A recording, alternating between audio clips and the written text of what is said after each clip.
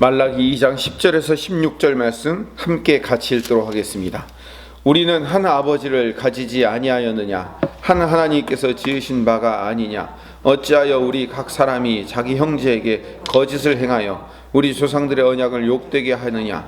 유다는 거짓을 행하였고 이스라엘과 예루살렘 중에서는 가증한 일을 행하였으며 유다는 여호와께서 사랑하시는 그 성결을 욕되게 하여 이방신의 딸과 결혼하였으니 이 일을 행하는 사람에게 속한 자는 깨는 자나 응답하는 자는 물론이요 만군의 여호와께 제사를 드리는 자도 여호와께서 야곱의 장막 가운데서 끊어버리시리라. 너희가 이런 일도 행하나니 곧 눈물과 울음과 탄식으로 여호와의 제단을 가리게 하는도다. 그러므로 여호와께서 다시는 너희의 봉헌물을 돌아보지도 아니하시며 그것을 너희 손에서 기꺼이 받지도 아니하시거늘 너희는 이르기를 어찌 됨이니까 하는도다. 이는 너와 내가 어려서 맞이한 아내 사이에 여호와께서 증인이 되시기 때문이라. 그는 내 짝이요 너와 사약한 아내로 돼 내가 그에게 거짓을 행하였도다. 그에게는 영이 충만하였으나 오직 하나를 만들지 아니하셨느냐? 어찌하여 하나만 만드셨느냐? 이는 경건한 자손을 얻고자 하심이라. 그러므로 내 심령을 삼가 지켜 어려서 맞이한 아내에게 거짓을 행하지 말지니라. 이스라엘의 하나님 여호와가 이르노니 나는 이혼하는 것과 옷으로 학대를 가리는 자를 미워하노라. 만군의 여호와의 말이니라. 그러므로 너희 심령을 삼가 지켜 거짓을 행하지 말지니라. 아멘. 오늘 본문에 이스라엘이라고도 부르고 또 유다라고도 부르는데 같은 이야기를 하고 있는 겁니다. 유다든 이스라엘이든 바벨론 포로 이후이기 때문에 남유다 바벨론 포로에서 돌아온 그 백성들을 이야기하고 있는 겁니다.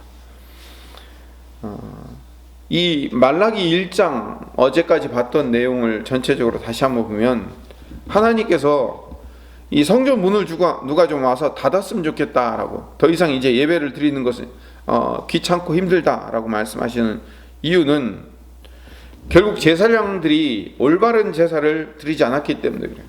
신선한 떡을 갈아서 드리지 않고 저는 것, 병든 것, 눈먼 제물 갖다 바치면서 흠없는 것으로 바쳐야 되는데 얼렁뚱땅 그렇게 제사하고 있는 모습이 하나님이 마음에 들지 않아서 성전 문 좀 닫았으면 좋겠다고 얘기하는 거예요. 심지어는 너희들이 제사를 드리면 드릴수록 그게 너희들 얼굴에 똥칠하는 거랑 똑같은 거다라고 지적을 해주시는 것이 어제까지의 이야기입니다. 지도자들이 잘못된 길을 걸으면 백성들은 당연히 따르게 되어 있는 겁니다. 어제 1절부터 9절까지의 말씀은 제사장, 즉 레위인과 그 제사장들, 지도자들이 잘못된 길을 행하는 것을 이야기하고, 오늘 이제 10절부터 16절까지의 오늘 본문은 유다 백성들의 잘못을 지적하는 거예요. 그러니까 지도자들을 지적한 다음에 백성들 너희들도 똑같아 라고 이야기를 하는 거죠. 10절을 봅시다. 이스라엘 백성들이 한 공동체이며 한 가족이라고 얘기해요. 우리는 한 아버지를 가지지 아니하였느냐. 그러니까 우리 아버지는 한 분이라는 거예요. 우리 모두는 다 같은 형제가 되는 거죠. 그러니까 한 형제인데 왜 형제끼리 서로 속이냐 이거죠. 한 아버지를 가진 한 민족이고 한 하나님께 지으심을 받은 사람들이었는데 어찌 형제에게 거짓을 행하며 조상들의 언약을 욕되게 하느냐라고 이제 꾸짖는 거예요.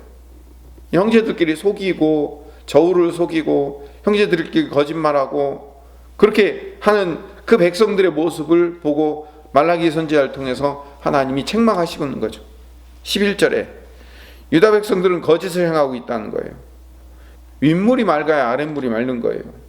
위에서부터 그 제사장들부터 지도자들부터 하나님 앞에서 거짓을 행하는데 당연히 아랫물인들 맑을 수가 없는 거죠. 그래서 이스라엘 전체와 예루살렘 온 땅에서 가증한 일을 벌이고 있다고 얘기합니다. 유다 백성들은 주님께서 아끼고 사랑하시는 성결을 더럽히며, 성결이라고 되어 있는데 그 성결이라는 단어 앞에 번호가 쓰여져 있죠. 맨 밑에 난회지를 가보면 성소라고도 바꿔 쓸 수 있습니다. 그러니까 카도시라는 말이에요. 거룩이라는 단어인데 거룩을 욕되게 한다. 이 거룩은 거룩한 장소를 의미하기도 합니다. 그러니까 성소 또는 성전을 욕되게 하며 이방신의 딸과 결혼하였으니, 이방신을 섬기는 이방 여인들과 결혼을 했다는 얘기예요. 12절에 이런 우상숭배를 행하는 사람들에게 속한 자는 그가 어떤 사람이든지, 그러니까 깨는 자나 응답하는 자라는 말의 그 의미는 어떤 사람이든 이런 뜻이에요. 어떤 사람이든, 심지어 만군의 여호와께 제사를 드린다고 하는 자들조차도 여호와께서 야곱의 가문에서 쫓아내시고야 말 것이다 라고 얘기하는 거예요. 어떤 사람이든 결국 우상숭배하고 이방 여인들과 결혼하고 하나님의 성소를 더럽히는 자는 반드시 이스라엘의 가문에서 쫓아내고야 말 것이다 라고 하나님 경고하시는 거죠. 그러면서 13절부터 예를 하나 드는 거예요. 이스라엘 백성들이 얼마나 악하게 살았는지에 대한 예를 13절부터 16절까지 들고 있어요. 13절에 너희가 잘못하는 일이 또 하나 있다. 주님께서 너희의 재물을 외면하시며 그것을 기쁘게 받으시지 않으신다라고 너희들이 눈물과 울음과 탄식으로 주님의 제단을 적시고 있다. 이게 그러니까 이런 거죠. 하나님 왜 우리 보고 성전 문을 닫았으면 좋겠다고 얘기하고, 왜 우리한테 너희들 제사를 드리면 드릴수록 그게 얼굴에 똥 쳐바르고 똥 칠하는 거랑 똑같은 일이다, 제발 제사 드리지 말라라고 왜 우리에게 그렇게 얘기하십니까? 우리가 뭘 잘못했다고 그럽니까? 라고 어떤 사람들이 눈물과 울음과 탄식으로 주님 앞에 질문을 하더라는 거예요. 그러자 14절에 하나님이 대답을 하시는 거죠.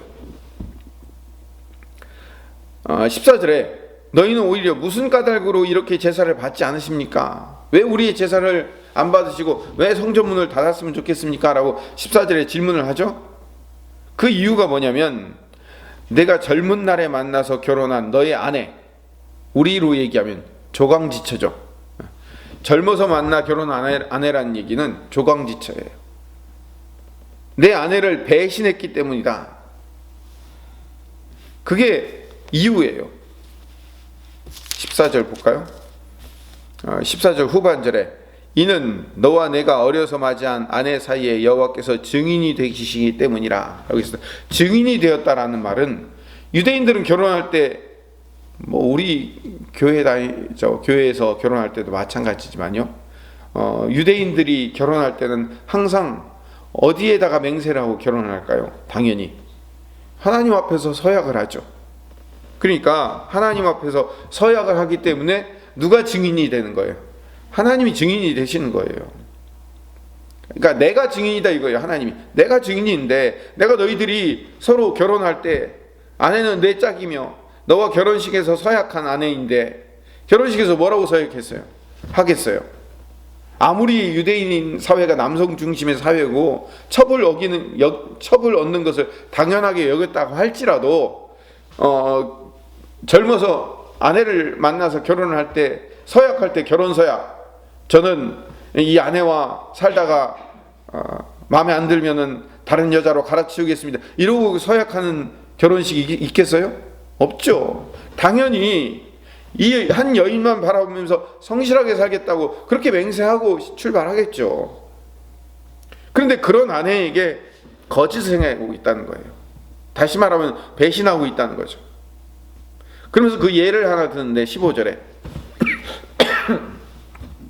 그에게는 영이 충만하였으나, 이게 좀 어려운 해석입니다. 여기서 말하는 그는 하나님이에요. 하나님에게는 영이 충분했다는 거예요.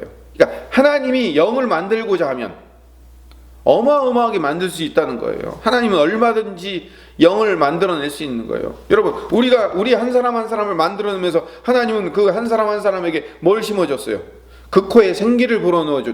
그러니까 흙으로 사람을 만드시고 그 코에 생기를 불어넣었다는 얘기는 뭐냐면 한 사람 한 사람에게 영혼을 불어넣어 주신 거예요. 왜? 하나님은 많은 영을 가지고 있고 많은 영들을 만들어내실 수 있는 분이기 때문에. 그런데 영이 충만하시나 오직 하나를 만들지 아니하셨느냐? 어찌하여 하나만 만드셨느냐? 이는 경건한 자손을 얻고자 하심이라. 이거 무슨 얘기냐면, 왜 하나만 만드셨냐는 얘기는 이게 참 기가 막힌 하나님의 계획이며 방법일 수 있는 거예요. 많은 영을 가지고 계시지만 오직 부부에게는 하나의 영만 허락하셨다는 거예요. 그러면은 나는 내 영을 갖고 있고 내 남편은, 내 아내는 다른 영을 갖고 있는데 왜 이걸 하나의 영이라고 얘기합니까?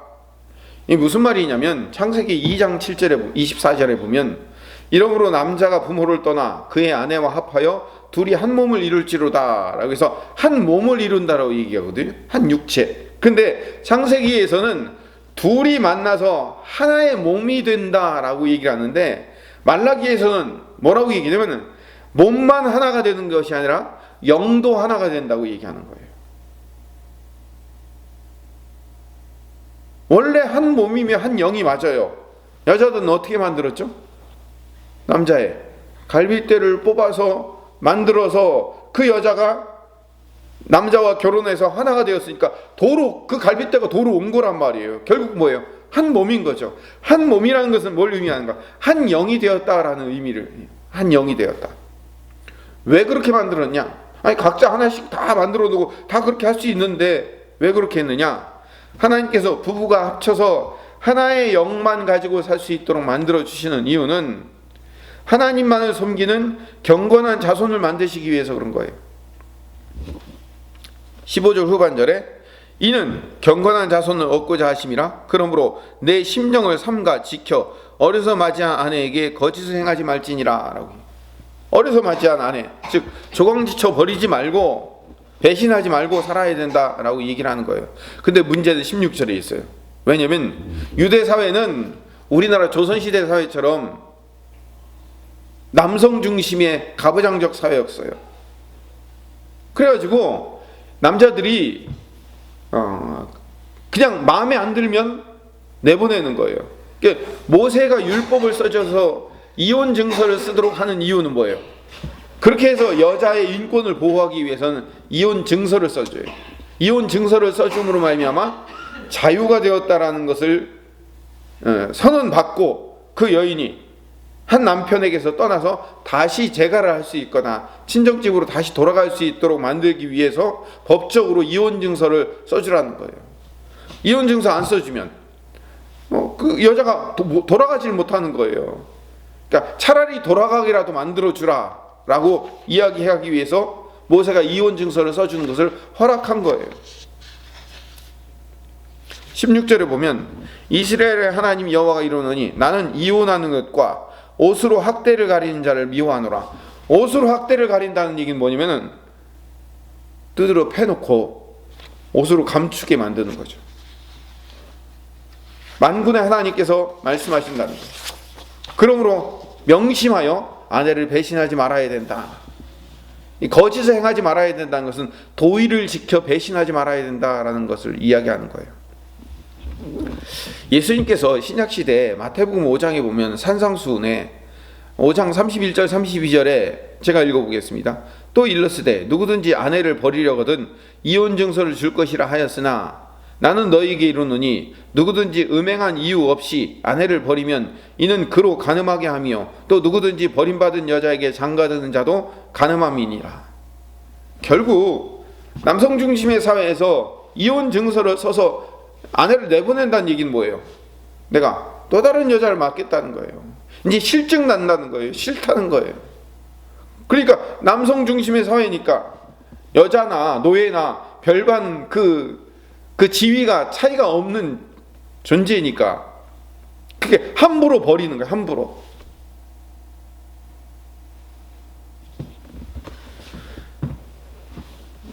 그래서 유대 율법 사회에서도요, 분명히 아내를 평생 데리고 살아야 되는 그런 율법을 지켜야함에도 불구하고 남편들이 결국은 뭐예요?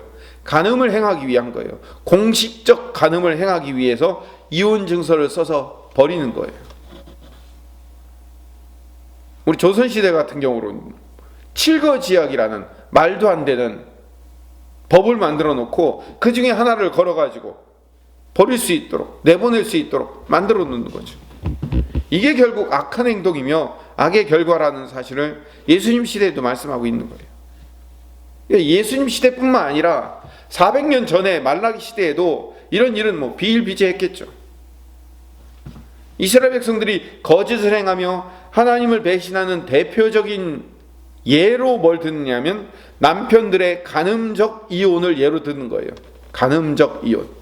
간음을 목적으로 한 이혼이죠.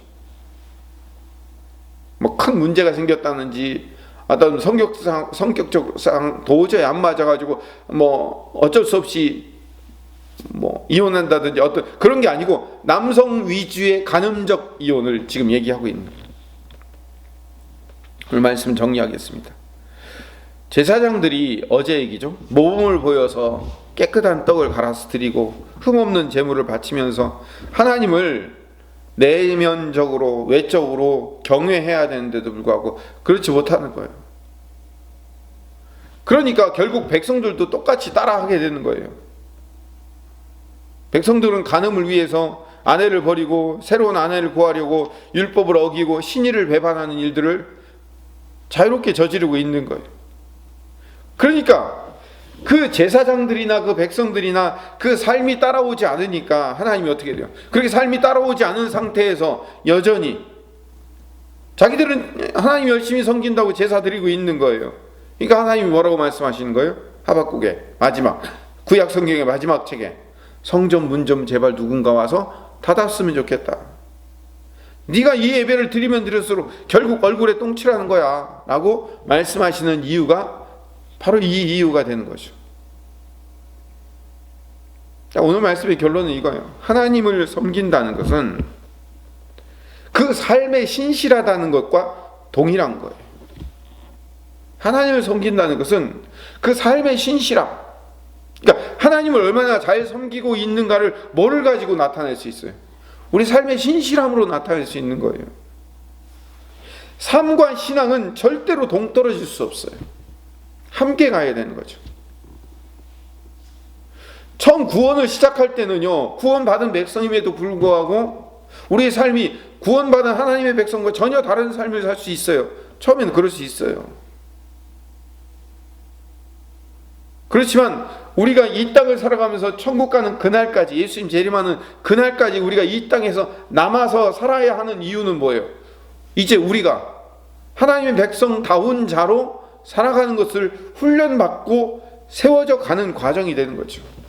제가 늘 말씀드리잖아요. 성경 다음으로 좋은 복음서가 하나 있다고요. 그게 뭐라고? 왕자와 거지라고 그랬죠. 동화책 왕자와 거지. 왕자이신 예수님께서 우리의 죄를 짊어지고 세상이라는 바깥으로 나가서 십자가 지셨고, 우리는 예수님의 구원의 옷을 입고 하나님 나라에 온 거예요. 그걸 구원이라고 얘기하는 거예요. 그 구원받은 자가 이제 하나님의 백성이며 자녀이며 이제 하나님의 왕자 된 자로 구원의 옷을 입고 왕궁에 들어왔으면 왕궁에서 왕자답게 사는 법들을 훈련하고 배우는 삶을 살아가는 거예요. 왕자답게 사는 법, 하나님의 백성답게 사는 법. 아무 데서나 안 자고 아무 데서나 안 먹고 아무거나 안 먹고 제대로 형식을 갖추고 왕자답게 품위 있게 말하는 법들을 배우고 지도자로 모범을 보이는 방법들을 배워가는 왕자의 훈련하는 과정을 겪어야 돼요. 그러니까 이 말라기를 끝으로 해서 신약 세례 요한이 오고 예수님이 오시는 그때까지 400년 동안 침묵을 해요. 성경이 침묵해요. 성전 문을 닫았으면 좋겠다라고 얘기한 것은 뭐냐면은 결국 하나님께서 침묵하신다라는 의미와 동일한 의미죠. 하나님이 결국 400년 동안 침묵하실 수밖에 없는 이유가 여기에 등장하는 거예요. 이스라엘은 남유다는 바벨론 포로로 멸망했다. 다시 그들이 남은 백성들이 돌아왔음에도 불구하고 100년이 지났는데, 말라기 시대는 그 바벨론 포로에서 돌아온 지 100년이 지났는데도 불구하고 이스라엘 백성들은 다시 도로 제자리로 와 있어요. 바벨론 포로 이전의 모습을 그대로 제자리로 다시 돌아온 거예요. 우상 숭배와 하나님을 사랑하지 않고 이웃을 사랑하지 않는, 하나님이 모든 율법을 지금 어기고 있는 거예요. 우상 숭배를 통해서 하나님을 사랑하지 않아요. 내 아내조차도 사랑하지 않는, 이웃을 사랑하지 않는 그런 결과를 벌이고 있는 거예요. 결국 문이 닫히는 거죠. 하나님이 침묵할 수밖에 없는 거죠. 오늘 이 말씀을 읽으면서 우리는 이렇게 기도해야 됩니다. 우리의 삶을 신실한 삶을 살 수 있도록, 성실한 삶을 살 수 있도록. 삶과 신앙은 같이 가는 겁니다. 따로 돼 있지 않아요. 삶 따로 신앙 따로 아닙니다. 월요일부터 토요일까지의 삶과 주일의 삶이 달라서는 안 됩니다. 동일한 삶을 살아야 됩니다. 교회나 가정이나 세상에서 내가 어떤 일을 하든지 똑같은 마음을 가지고 똑같은 하나님을 섬기고 대접한, 그래서 주님께서 뭐라고 말씀하셔요? 주를 섬기듯 하라고 하잖아요. 어떤 사람을 만나든지 주를 섬기듯 하는, 그래서 우리의 삶과 신앙이 동일한 삶이 되게 하는, 동일한 삶이 되는 4월 되게 하여 주시옵소서라고 기도하시며